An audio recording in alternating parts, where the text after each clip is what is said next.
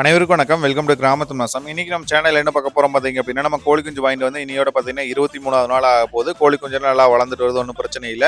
நம்ம 2 ப்ரூடிங் செட்டப் போட்டிருப்பாங்க ஆல்ரெடி. அதில பார்த்தீங்க அப்படின்னா தகரத்த நம்ம எக்ஸ்டெண்ட் பண்ண முடியாது. ஏன்னா நம்ம ஆல்ரெடி பார்த்தீங்கன்னா நம்ம ஃபுல்லாவே எக்ஸ்டெண்ட் பண்ணிட்டோம். கோழி குஞ்சு வளர.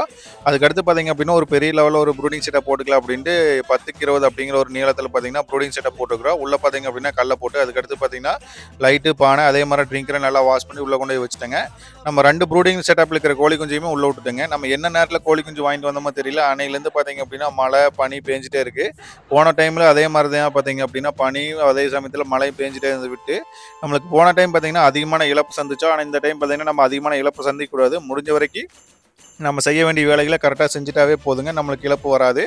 அதே மாரி பார்த்தீங்கன்னா, நைட்டு நேரத்தில இன்னொரு பானைய சேர்த்தி வச்சுட்டா, ஏன்னா பார்த்தீங்கன்னா, நமக்கு இடம் அதிகம். அதனால பார்த்தீங்கன்னா, தகுந்த ஹீட் கிடைக்காது. அதனால உங்களுக்கு இந்த ப்ரூடிங் செட்டப்ல அமைக்கிறதுல ஏதாவது சந்தேகம் இருக்கு அப்படின்னா, நான் கீழ நம்பர் குடுக்குறேன். நீங்க கால் பண்ணி கேட்கலாம். உங்களுக்கு இந்த வீடியோ புடிச்சிருந்தா மத்தவங்களுக்கு ஷேர் பண்ணி விடுங்க. லைக் பண்ணுங்க, கமெண்ட் பண்ணுங்க, சப்ஸ்கிரைப் பண்ணுங்க. அடுத்த ஒரு பயனுள்ள வீடியோல சந்திப்போம். நன்றி, வணக்கம்.